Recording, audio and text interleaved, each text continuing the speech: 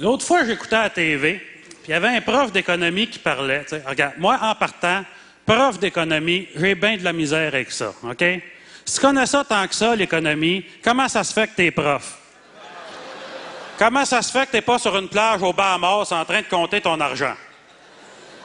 Anyway, ce que le gars disait, c'est qu'en tant que consommateur, on a un réel pouvoir, parce que s'il y a une compagnie qui a des comportements qu'on n'aime pas, on a juste à arrêter d'acheter les produits que cette compagnie-là fabrique. La compagnie va comprendre le message que le marché lui envoie, puis elle va changer ses comportements. OK?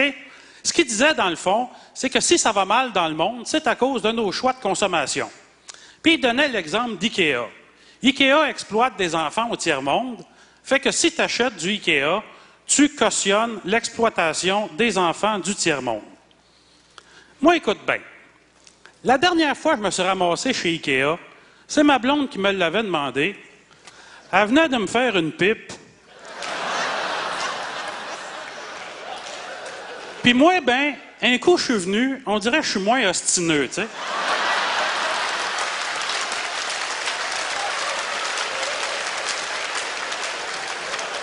Je cautionne pas l'exploitation des enfants du Népal, je cautionne la fellation puis l'amour oral, tu sais. Non, sérieusement, je le savais déjà que IKEA exploitait des enfants parce que, d'ordinaire, c'est la raison que je donne à ma blonde pour pas avoir à y aller, tu sais. Sauf que, selon moi, le problème, c'est pas que j'aille chez IKEA, même si je sais qu'ils exploitent des enfants. Le problème, c'est qu'ils exploitent des enfants. Tu sais, à un moment donné, ça va faire nous rendre responsables de tout, là. Moi, si j'achète du IKEA, pas parce que je me sac des enfants, parce que j'ai pas les moyens d'acheter de la qualité. Non, sérieusement, si je pensais que mes choix de consommation pourraient changer quoi que ce soit, j'arrêterais d'aller chez IKEA, mais je le sais que ça changera absolument rien. OK? Exemple. Moi, Céline Dion, je trouve qu'elle a une voix extraordinaire, mais je trouve que les paroles de ses chansons sont connes. Non, écoute, c'est vrai. Première fois que tu entends la chanson, tu es capable de finir les phrases avant elle, là, on s'entend, c'est pas fort. Fait que pour protester, j'ai décidé de ne plus acheter les albums de Céline. Oh! Elle va comprendre le message.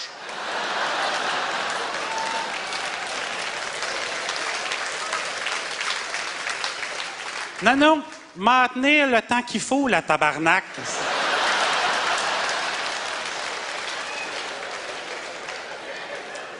Autre exemple. Moi, dans ma vie, j'ai eu bien des chars, OK? J'ai eu une Honda, une Toyota, une Volvo, une Chrysler, une Nissan, une Mazda, une GM puis une Volkswagen. Fait que je me suis fait fourrer par les compagnies Honda, Toyota, Volvo, Chrysler, Nissan, Mazda, GM puis Volkswagen. Fait que pour leur montrer qu'on peut pas me fourrer impunément, j'achète plus de chars. Je fais du pouce. Mais pour être conséquent avec moi-même, j'embarque pas si c'est une Honda, Toyota, Volvo, Chrysler, Nissan, Mazda, GM ou Volkswagen. M'a dire de quoi avoir du pouvoir comme j'en ai, c'est tough, c'est running shoe. Autre exemple. Ça fait 1 heure que tu attends sa ligne pour parler à un être humain. Votre appel est important pour nous. Ben, réponds. Fait 1 heure, j'attends. Une chance que mon appel est important. Je voudrais pas voir c'est quoi quand tu t'en calisses. Tu sais, avec la logique qu'en tant que consommateur, qu'on a un réel pouvoir, si je me mettais à boycotter toutes les compagnies qui me traitent comme la marde, j'aurais pas le câble, j'aurais pas le téléphone, puis j'aurais pas l'électricité, OK? J'aurais un réel pouvoir, mais à noirceur, tu sais.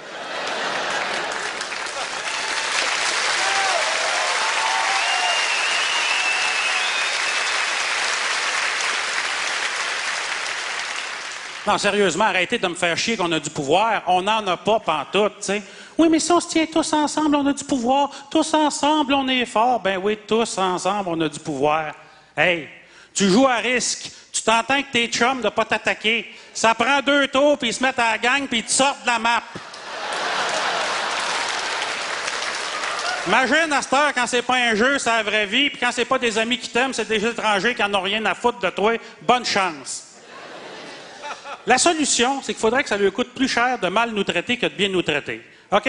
La journée où ça va lui coûter plus cher de mal nous traiter que de bien nous traiter, ils vont bien nous traiter. Moi, de la façon que je vois ça, c'est tu fumes, tu pognes le cancer, j'envoie la facture à Dumouriez. T'es gros, t'as besoin de te faire taquer l'estomac, j'envoie la facture à Kentucky. Hey, du monde fait, ben voyons donc, ça n'aurait pas d'allure. S'il fallait que les compagnies payent pour le monde qui ont rendu malade, ils ne feraient pas d'argent. Non. Puis ils feraient peut-être même faillite. Mais sérieusement, ça serait-tu si grave que ça, que dans notre société, de donner le cancer au monde, ça ne soit pas payant?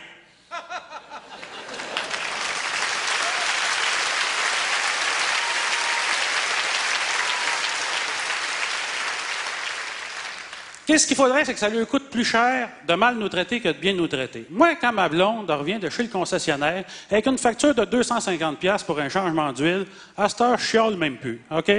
Je descends chez le concessionnaire, m'envoie les chars neufs, je prends un air intéressé, comme ça, je sais qu'aucun vendeur va venir me voir.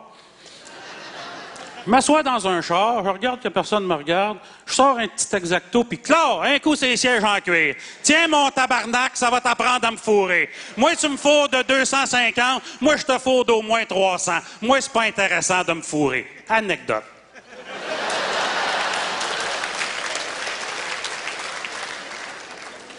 À un moment donné, j'achète un jeu pour mon ordinateur, tu sais, j'arrive à la maison, j'installe ça, tu sais, tout excité. Bon, le jeu marche pas.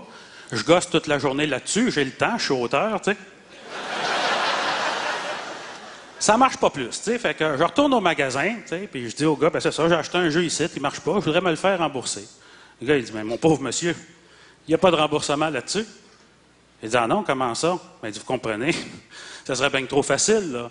N'importe qui pourrait acheter un jeu, s'en faire une copie, puis nous le rapporter en nous disant qu'il marche pas.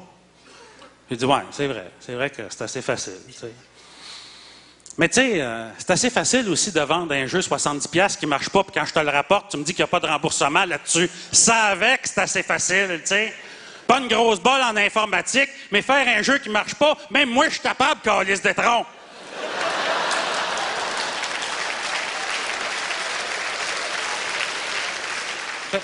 Oui, mais non. Tu sais, oui, mais non. Il dit, regardez, il dit, monsieur, je vais vous expliquer ce qui se passe. Il dit, quand le jeu n'est plus dans le plastique, moi, ça ne me donne rien de vous le reprendre parce que la compagnie ne me le remboursera pas.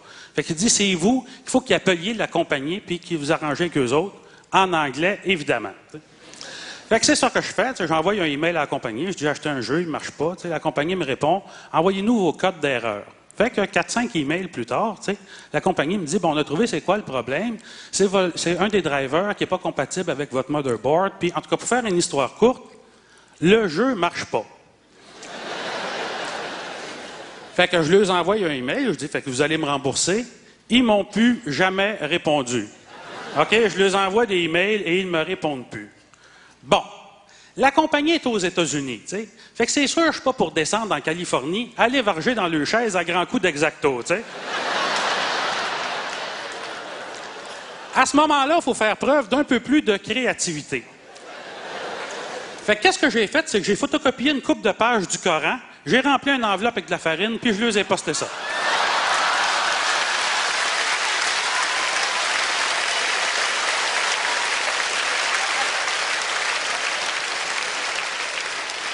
Je me suis dit, c'est comme rien, une alerte à l'anthrax, ça a dû lui coûter plus cher que les 70$ que le jeu m'a coûté. Tu sais.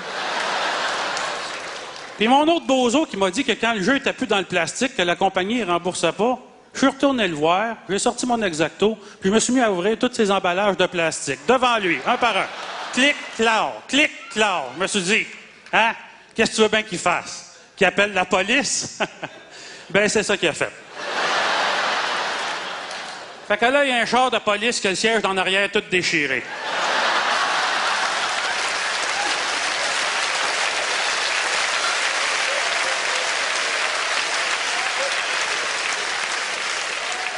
Non, c'est plate ce que je veux dire, mais c'est vrai qu'en tant que consommateur, on a un réel pouvoir. On a le pouvoir de vandaliser le magasin. Puis ça, c'est un pouvoir qui marche.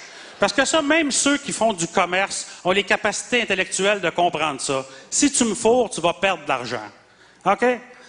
En attendant, j'ai décidé de joindre l'utile à l'agréable. Je me suis parti une petite business.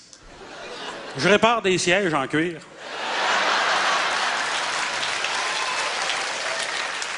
Ah, puis ça va bien, hein? J'ai une belle clientèle. Honda, Toyota, Volvo, Chrysler, Nissan, Mazda, GM et Volkswagen. Merci!